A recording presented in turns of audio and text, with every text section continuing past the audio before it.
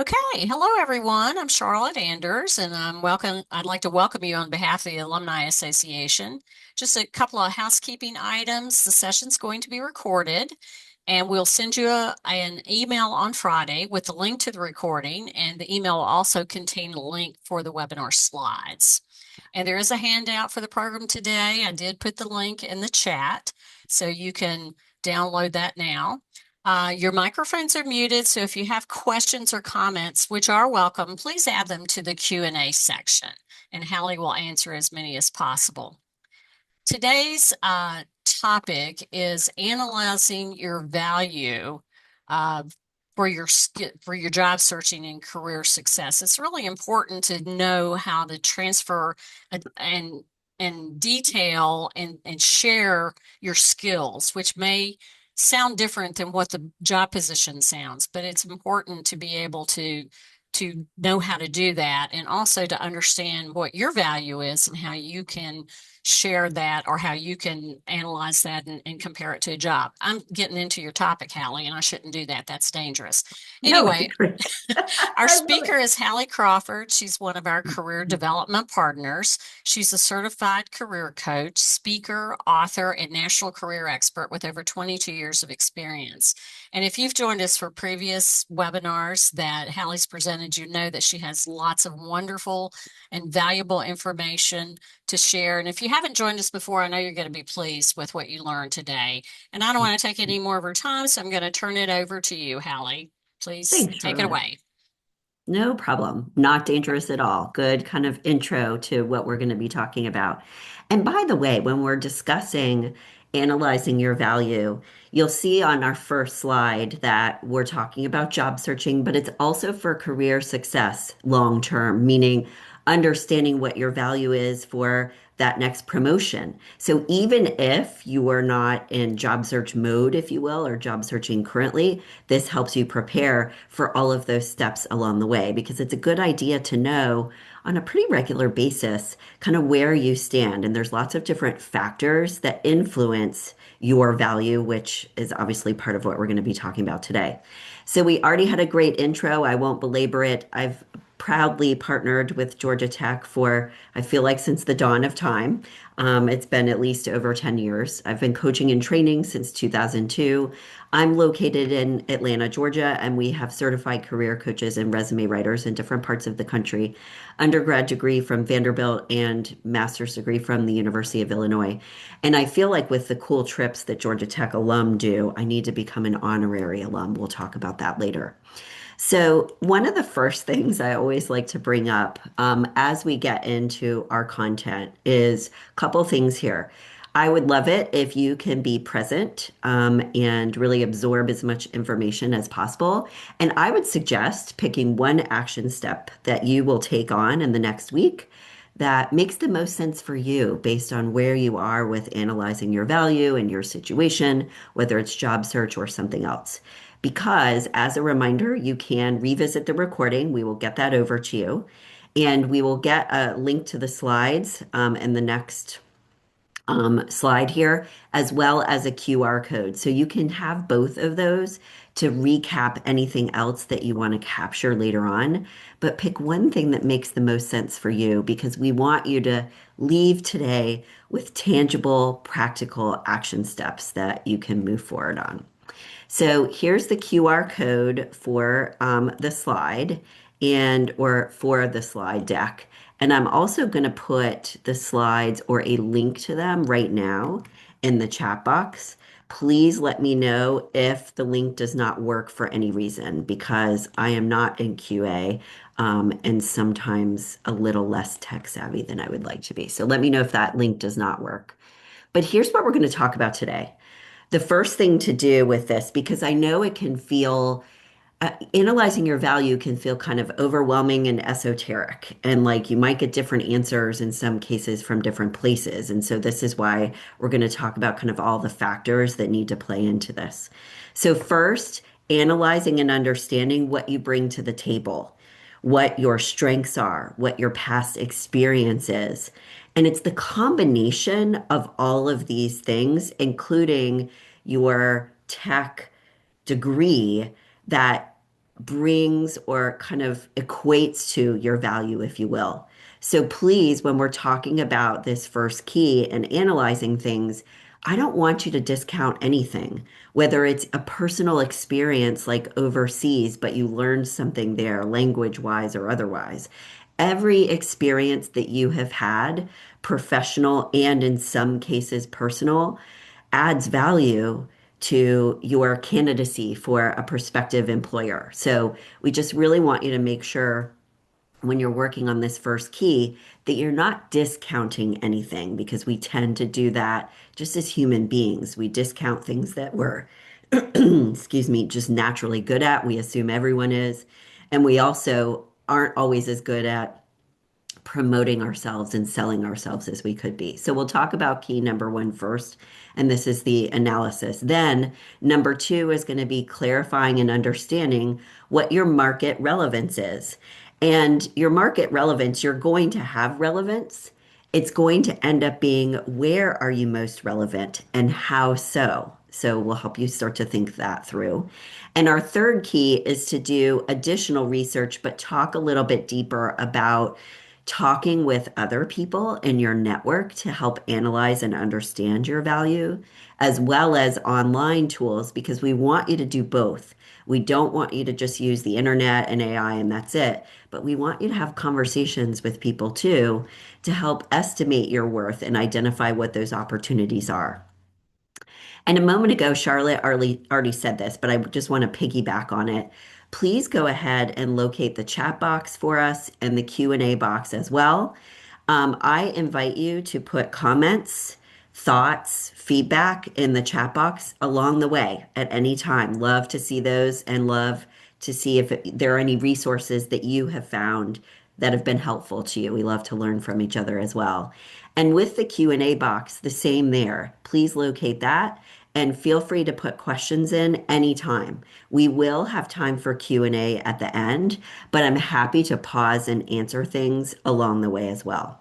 And closer to the end, I will put a link to or my email address so that if we don't get to every single question today, you can always send me an email and ask your question later on.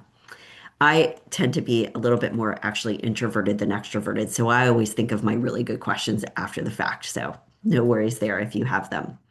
So let's talk about why this matters first. There's a lot of different reasons. And the advice we're going to give today, as we said earlier, is going to go across the board, whether you're job searching or not. Because if we look at the left-hand side here, really understanding and being clear on a regular, consistent basis about your value helps you negotiate confidently for a new job, but also for a performance review, or if it's time for a bonus or a raise, etc.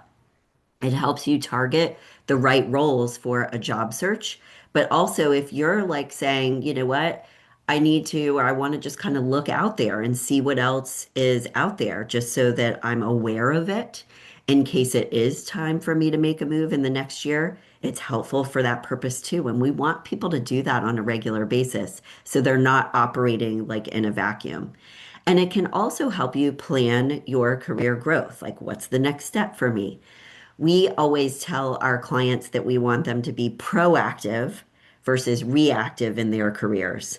And bottom line, steer their career in the right direction proactively versus waiting for the other shoe to drop. Now, if you look on the right-hand side, let's talk about why this is challenging for people, and it's understandable.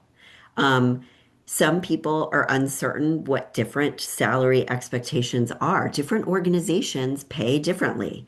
You've all heard probably about different companies, let's say within your industry. These tend to pay more or well. These tend to pay less well, but they give you more benefits, etc.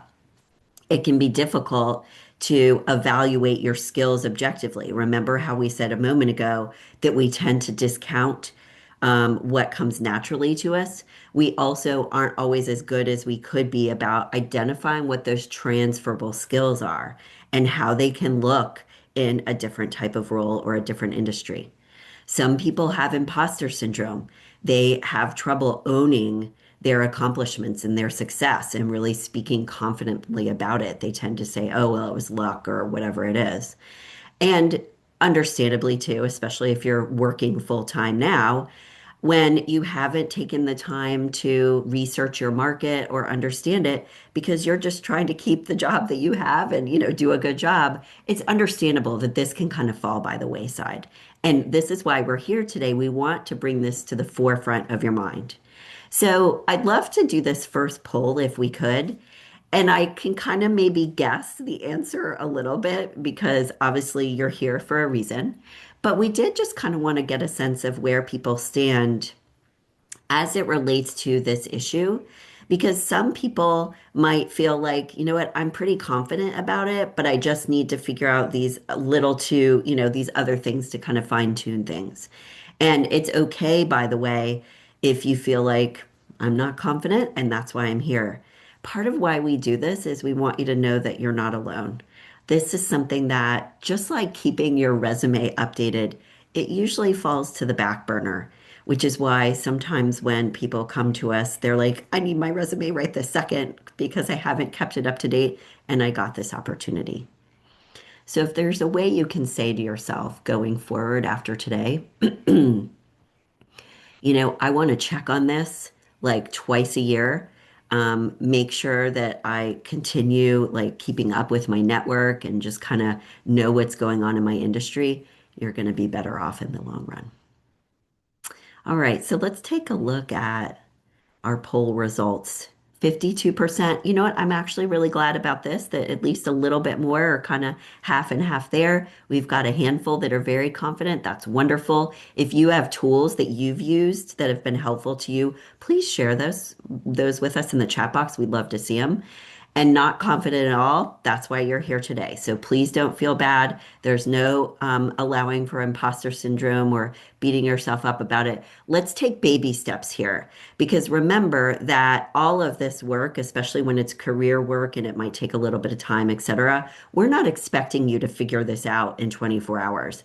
This is something that you want to say to yourself, let me be working on this in the next like 2 to 4 weeks so I can do some of my homework and research online, but then also start talking with people as well to kind of validate my thinking.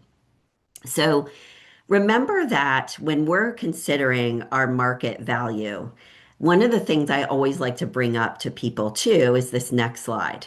This is not an exact science. So I am not saying that you're going to go out there and you're going to have like to the penny this exact number. It's going to vary depending on so many different things, and it will vary over time.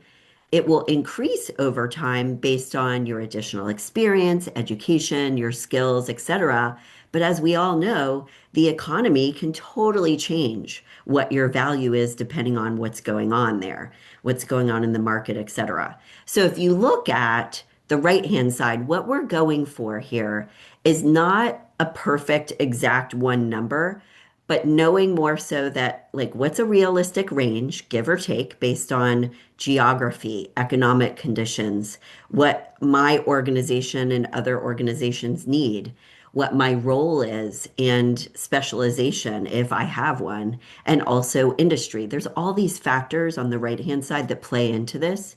So we're looking for a range and to kind of know that this can be a little bit fluid as well. We're looking to keep our finger on the pulse of this a little bit over time, but starting with at least the tools that we're going to be talking about today, starting to come up with like a general number that you have like as a baseline. That's what we're looking for as a starting point, and then you can play with it over time and continue to update it.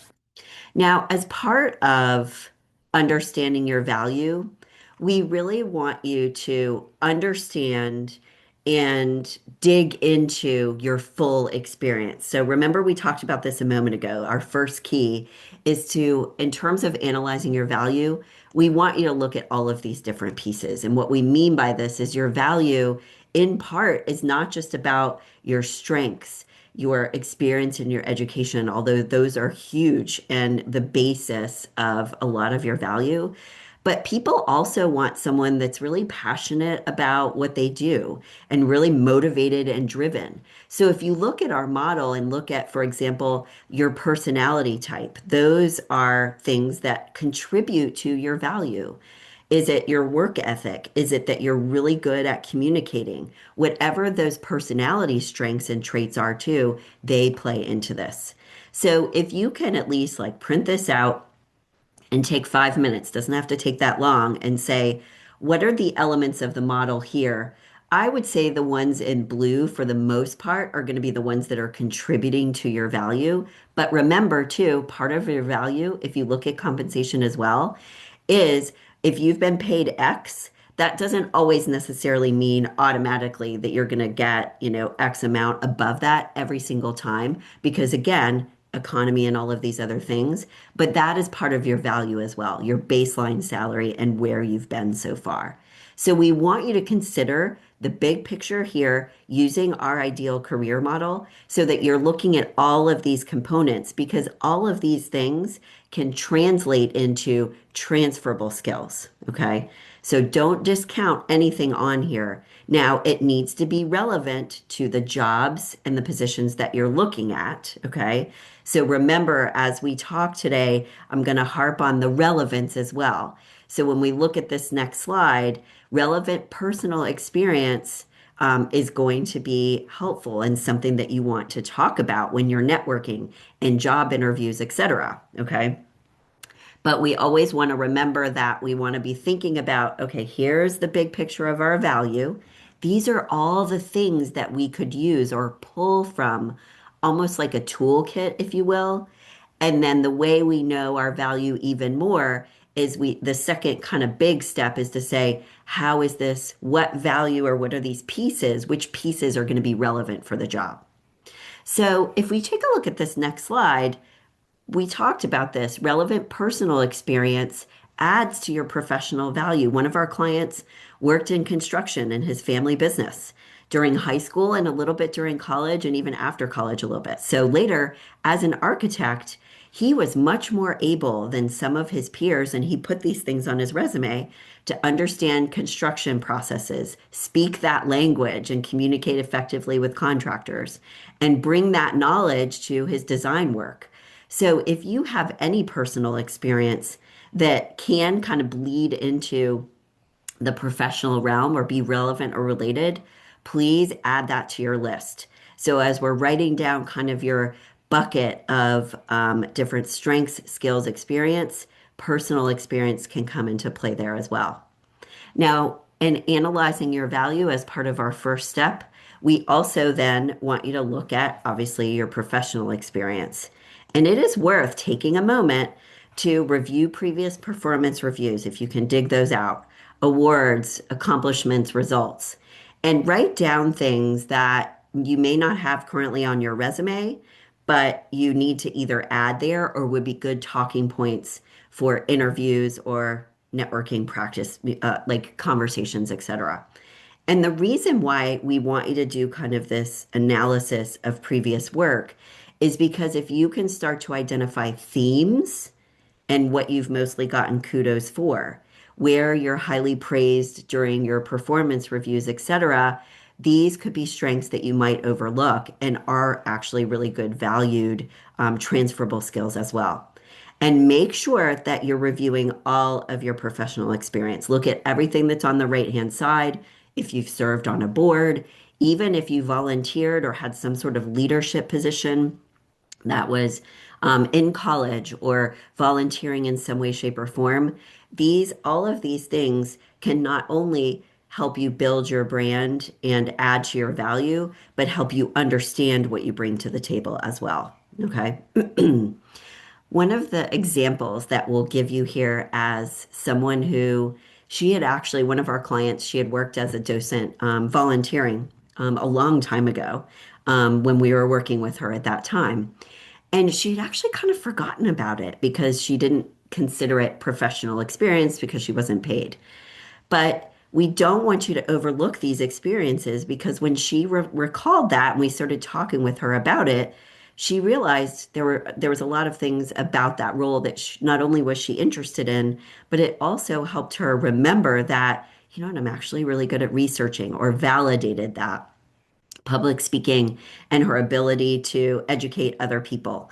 And these skills were highly relevant to the types of roles that she was pursuing. It gave her ideas of other roles that she wanted to consider, but it was part of her value proposition. So don't overlook those other experiences too, because you never know what might come out of that and kind of give you ideas.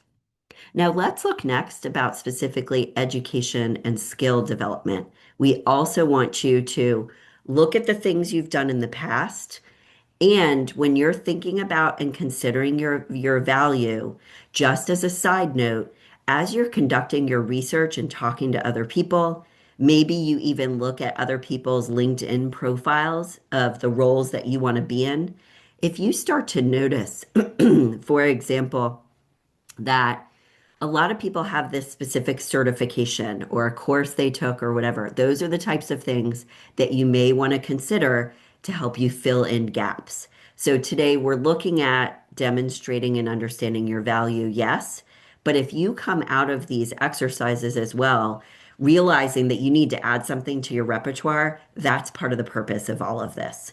So, any form of learning, whether it's professional training on the job or not on the job, workshops, courses that you learned new technical skills either on your own or through work, if it's informal learning on certain projects, leadership experience that you've had, development of soft skills. Like, for example, if your organization went through a major change when you were there and you were part of helping people navigate that change, all of these contribute to your real world value, and we don't want you to discount them. So make sure you also put that hat or lens of let me look at experience, but also like more formal education as well. Identifying your top strengths.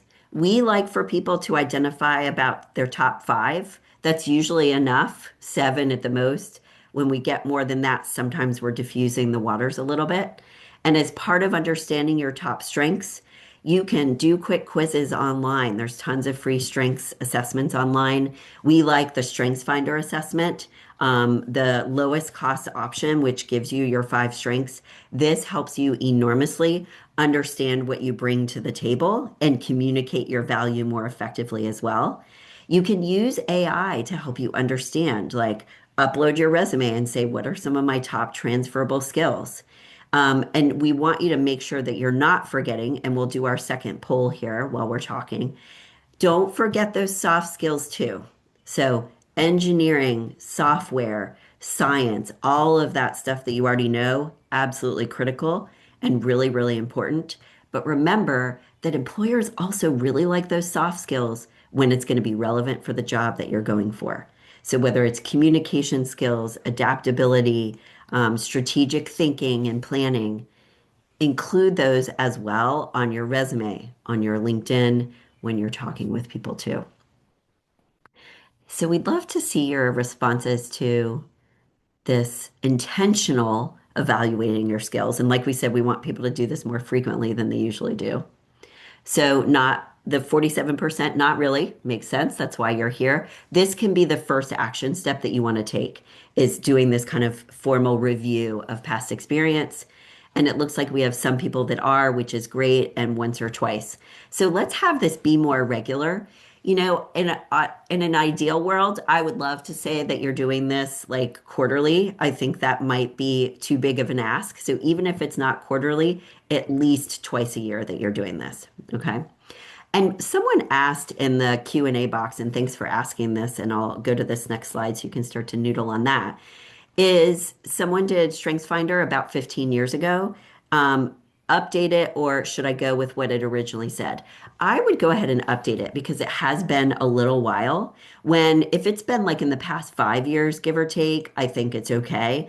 But what we find with StrengthsFinder is sometimes one of your strengths might drop off the list and another one might come up on the list. And it's important to know the difference there because it could also be related to what you're doing now, things, the way that you want to steer your career in the long run. So thank you for asking that question.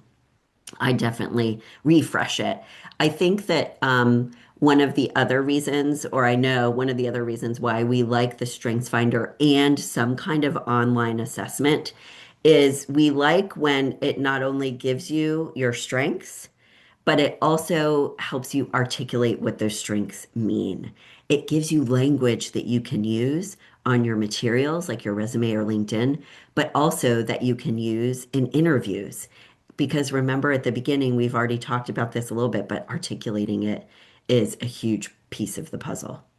So let's look at step number two. And I've harped on this already, but we'll dig into it a little bit more is after you understand and analyze your value and know, okay, this is kind of my bucket and the big picture of what I bring to the table, including everything.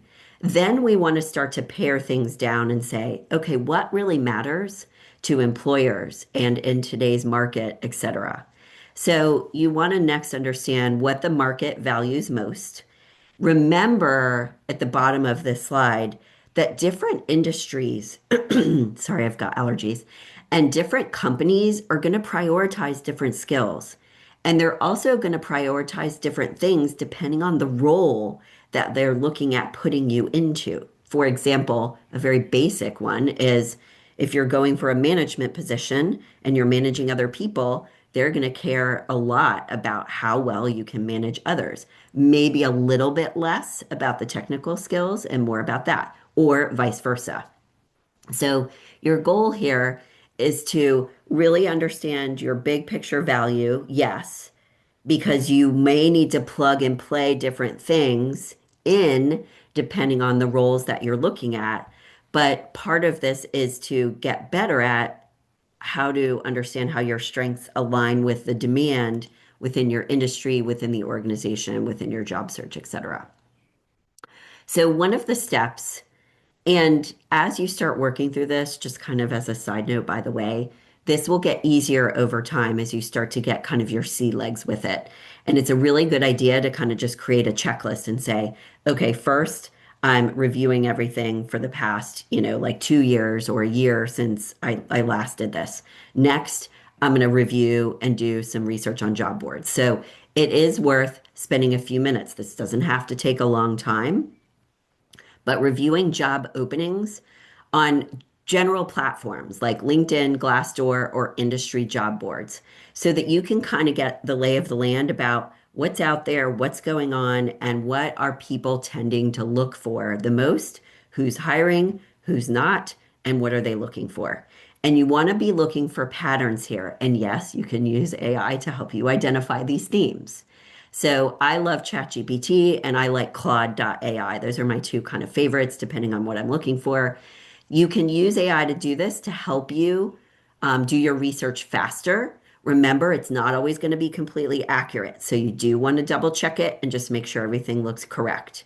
But we're looking for patterns. For example, frequently listed qualifications and requirements. Required like certifications, for example, or any other coursework, common responsibilities. We want to look at the core ones first, like these are the requirements. And then we do want you to look at the nice to haves because some of those could be relevant, that things that you have and kind of tip the scales in your favor, so to speak. So we want you to identify what those themes are. And maybe you've got a list of like 7 to 10 core responsibilities and qualifications that you're like, okay, cool. I have almost all of these. If I need to do something about one that's missing, do I need to take a class or get a certification, et cetera? Associations, by the way, for your industry can be places that you can further understand what's going on in your industry. And I'll talk about this slide in just 1 second. So, side note, but important, checking out and um, reading the blog, the newsletter, etc., for your industry can help you stay on top of what's going on there. So I definitely would check out also recommended courses, etc., that are either offered through your industry's association or recommended there too. Um, so think about that as one way to kind of stay in the know. And this is why networking is actually really, really important. If we attend industry association meetings and we're talking with people just informally, this helps us understand what's going on in the market too. All right, so let's take a look at as part of step number two, this next slide. You want to compare multiple sources when you're doing your research. So you want to look at listings that are across multiple different companies, different locations geographically, because in some cases, you might notice, I'll say two things here, that obviously because there's cost of living, et cetera, jobs in Atlanta are going to pay more than jobs, in let's say rural Alabama or different locations. So we want you to consider geographic location, and I do think it's worth looking at job openings in different places just to help you get a basis of comparison so that you know where you fall in general. The other reason why we bring this up is because, as we all know, some states require that they list the salary. Colorado is one of them. I believe Massachusetts is another. California.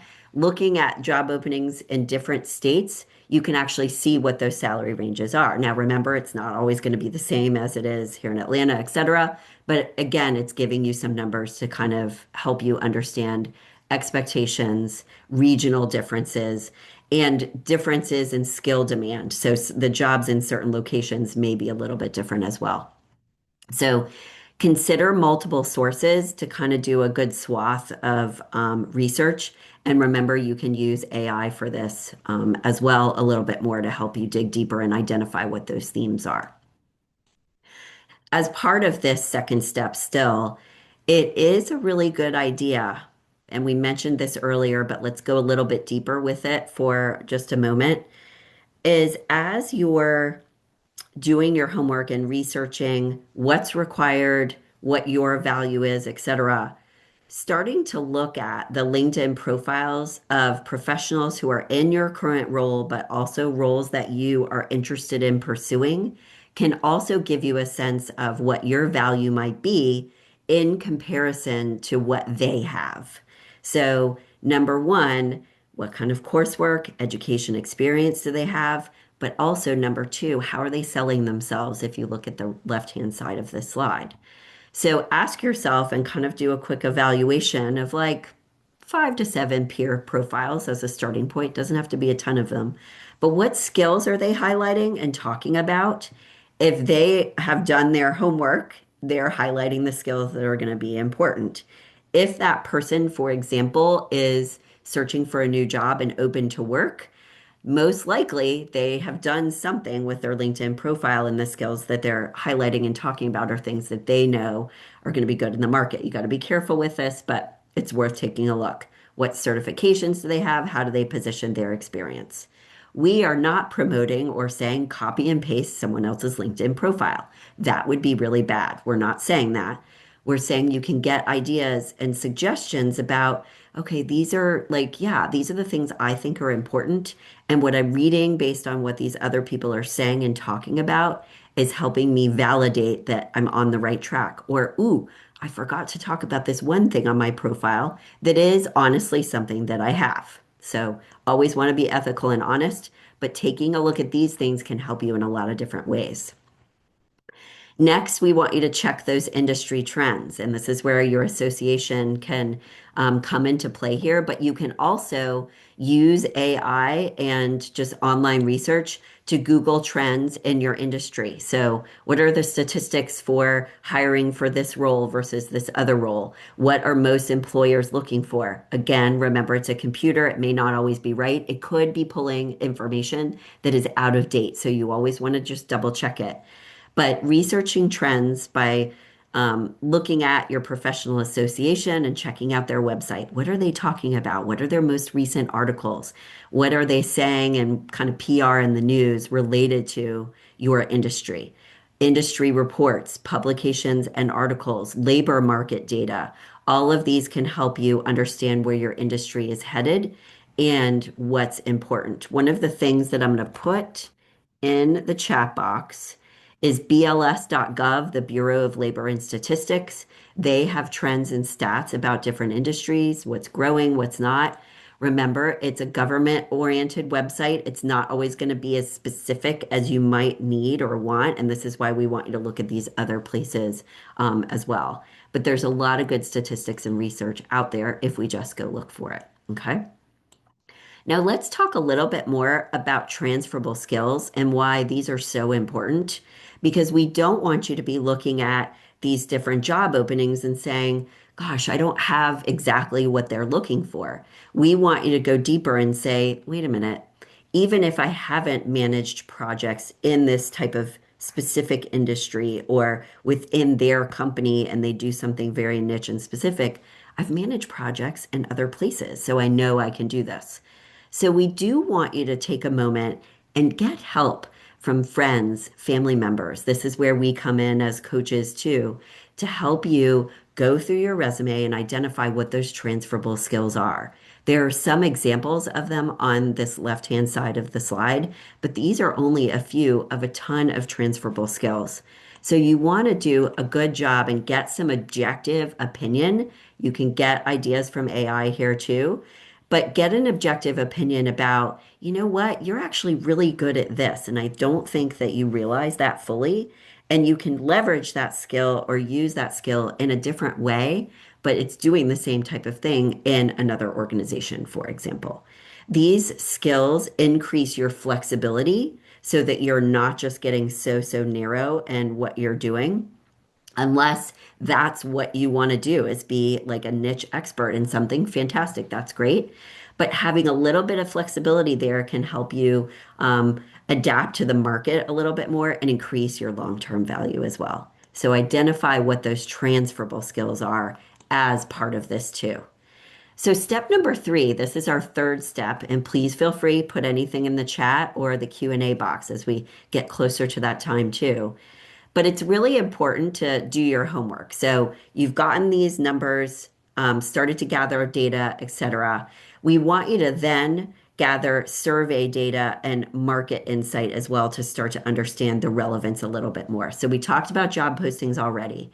Go ahead and use AI, but also salary survey websites. Glassdoor.com has one of them, and Indeed has another one. LinkedIn is working on one. I just don't think they're quite there yet.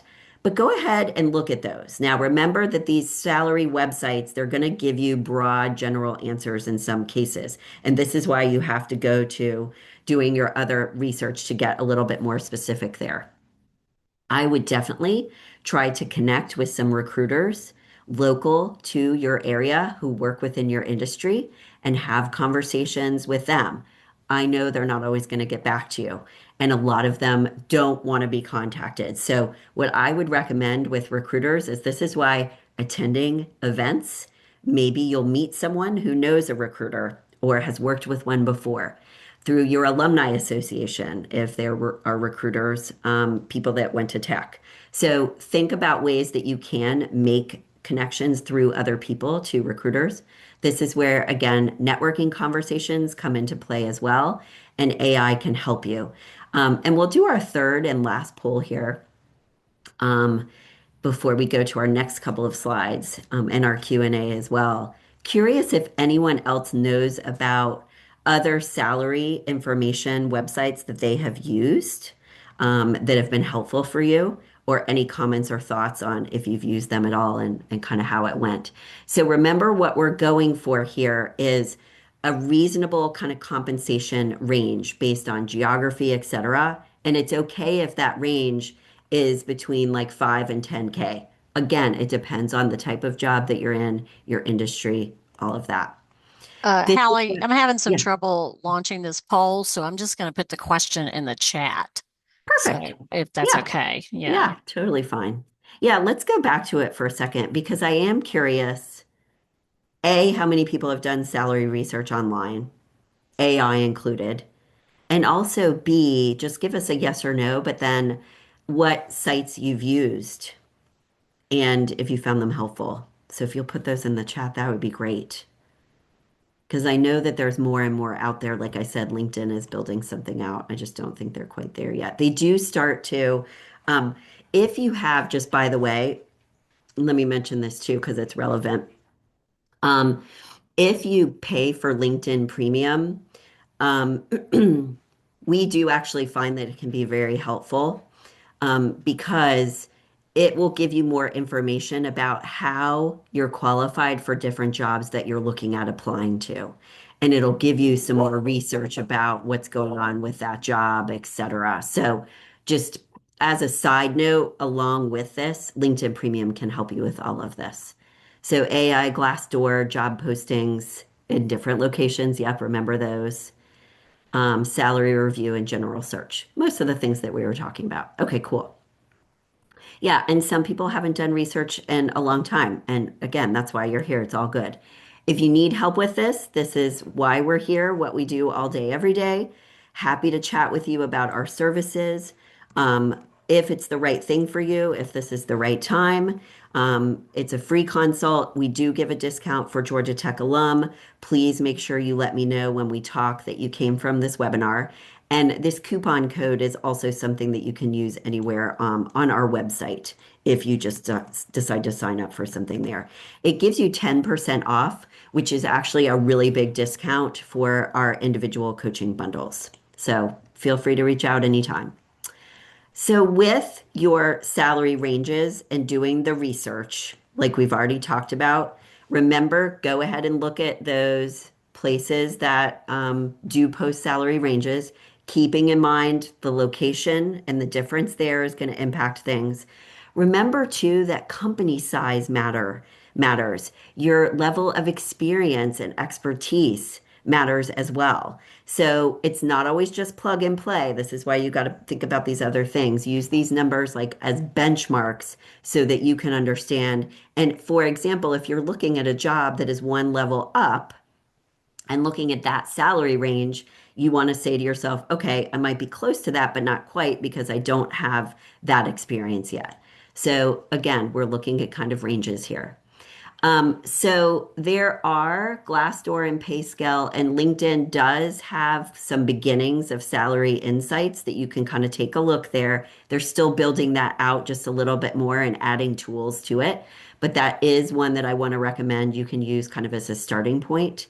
And remember that you can kind of play around with locations, experience levels, and different types of roles and job titles too.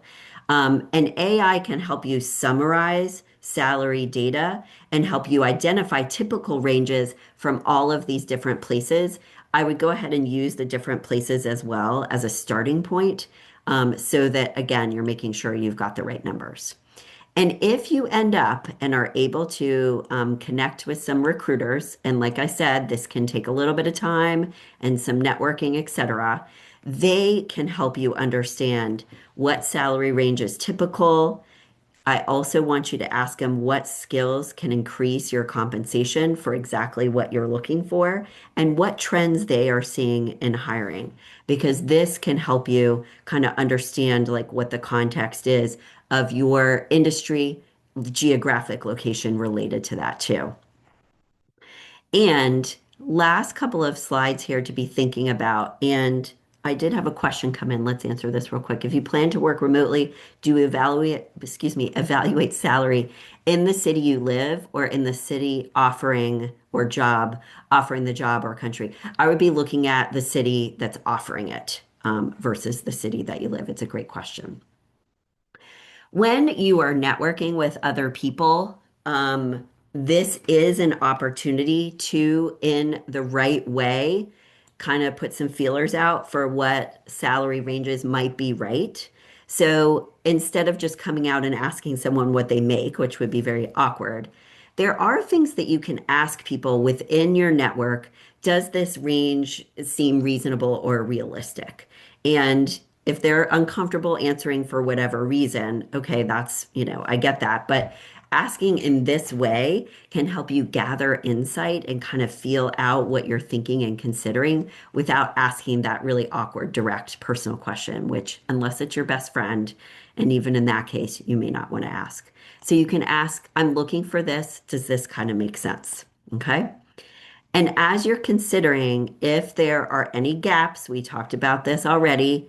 What skills do I have? What things appear frequently in job listings that I'm realizing after doing this research I need to add to my repertoire? And this is where you want to make sure that throughout the course of your career, but even now, if you need to take an online course, get a certification, do something for an hour that's self-taught. as part of identifying and understanding your value, it's okay if you start to realize, okay, I've got a couple of gaps. See that as a challenge or problem to solve versus an obstacle to success. And say, what can I do? Is there a professional workshop that's in person, for example? Or is there something I can do at my current role that can help me develop that skill? Once you've understood and have a clear sense of your value and you're ready to launch your search, we've got a really great LinkedIn guide that gives you everything that you need to help you update or create from scratch your LinkedIn profile. There's actually some really good example profiles in this guide and really good tips that will help you identify and find people that are the hiring managers or the people that are open to hiring other people and how to identify those, find them, and what to say to reach out to them. And as our final thought before we go to the rest of our Q&A for today, we always tell our clients your job is one of, if not your most valuable asset, depending on your situation. So you want to treat it as such by always understanding what your market value is, building new skills, expanding your network, and staying aware of industry trends so that you're not caught behind the eight ball for whatever that next step is for you. So I'd love to see if we could, if you all could hop into the Q&A box and the chat box as well. Love to see some action steps coming through and also any questions. We've got a couple of possible action steps on the left-hand side. Remember, like we said, baby steps. You may want to do some research later tonight, and then you work on it a little bit more over the weekend. Trying to like slog this out in an hour is probably not going to be the most effective way to spend your time because it's a really good idea to kind of step back from it, get some fresh ideas, let your brain kind of marinate on it a little bit, and then come back to it. That will help you with your research. And then what I would do is I would keep track of this like an Excel sheet or whatever it is for my career development. And because I want to be able to come back to this research in 6 months, 8 months, etc., and know, okay, this is where I stood then, what has changed, what might be different now. And let me dig into this a little bit more again to kind of refresh it. So, Charlotte, as we're waiting for any action steps to come through, please put those in there. Is there anything that you want to announce? And then also any Um, Q&A. Well, I would just encourage everyone, once again, let me let you know, of course, you're going to get a recording, a link to the recording of the webinar on Friday. We offer a real suite of great programs for professional development. They're listed on our website. I really hope that you will take a look at them and join us whenever you can. We just did a series in March on how to start a business. Those are going to be available on GT Connect in about a week or so. If you're interested in starting your own business, if that's where you decide that that's your next job opportunity or career move, there's some great information in those. Um, and we're here to help you. There will be a survey attached to this program as well, and we'd love for you to take that survey, give us feedback. We really appreciate your comments and hope that you'll do that. Um, Hallie, there was one question that I thought while we're waiting for some of the comments to come in that you might think about. How do you know if you're undervaluing or overvaluing myself if I were doing that? What kind of recommendations would you give for that? I would be doing the research like we said, but this is where I would be starting to talk with people like in your industry, et cetera, and getting like some objective opinion. I just put a link to the slides in there because I think people are having trouble with it. Um, so that you can get a sense of if you are being a little too confident or a little underconfident. So some of it is going to be, yes, the research and comparing and looking at job searching, but job openings. But this is where if we're getting in our own way, talking through this, even with a friend or a family member, a coach like us, a recruiter, like just talk with someone else about this because they're going to be able to point out where you may be selling yourself a little bit short and hear in your voice or when you're talking about here's my skills or whatever, they're going to be able to tell if you're being a little less confident about some or one of your skill sets or experiences than you should be. So my biggest advice for that would be to run it by a few friends and family members to see what they think and what their advice is, because they can kind of tell what might be going on in your head. That sounds great. Thanks. Yeah, no problem. There will be um the link to the slides will be inside of the follow-up email to everybody. And you know what I'm going to do? And I'm going to answer this question. I'm going to put my email address in there. I apologize for the issue with the slides. You can email me directly and I'll get those over to you. Methodology recommend to research and assess bonuses as part of compensation.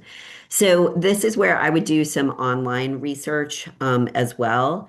And my rule of thumb, though, is research and understand whether the organizations, let's say, that you're looking at, or the industries that you're looking at too, or are in, how often are bonuses considered or part of compensation, kind of how common they are.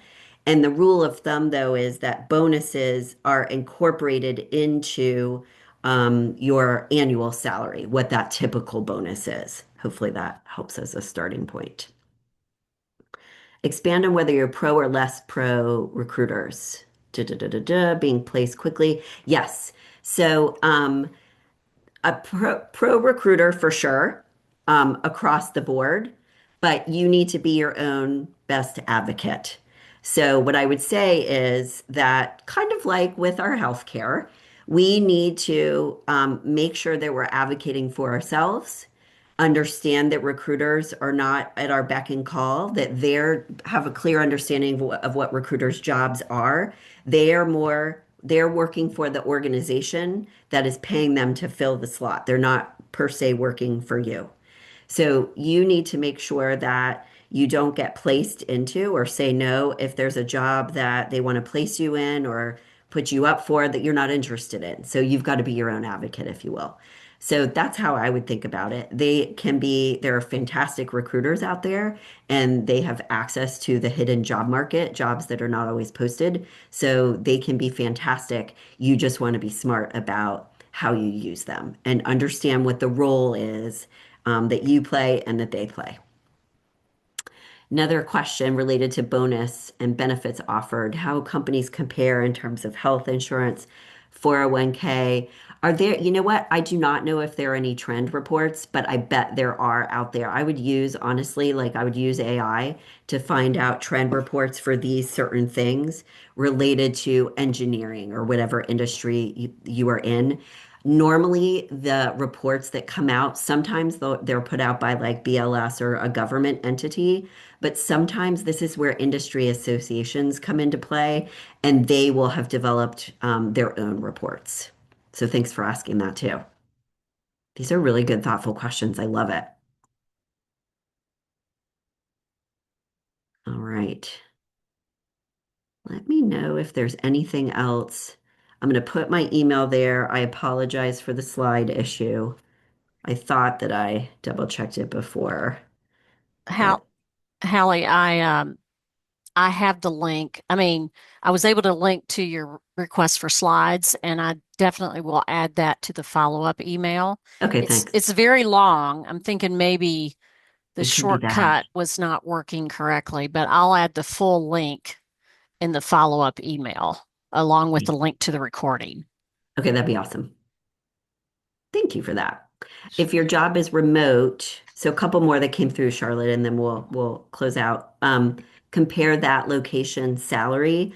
I would be looking at jobs where you are, but jobs more so where the company is. So it kind of relates to what we were talking about earlier, where look at the types of jobs where the organization is, where they're headquartered versus where you are. But also know, please, that in some cases, companies will pay less or more for remote work, depending on if, for example, they're expecting you to cover your own health care and benefits, et cetera, or if on the flip side, they're seeing working remotely as like a perk.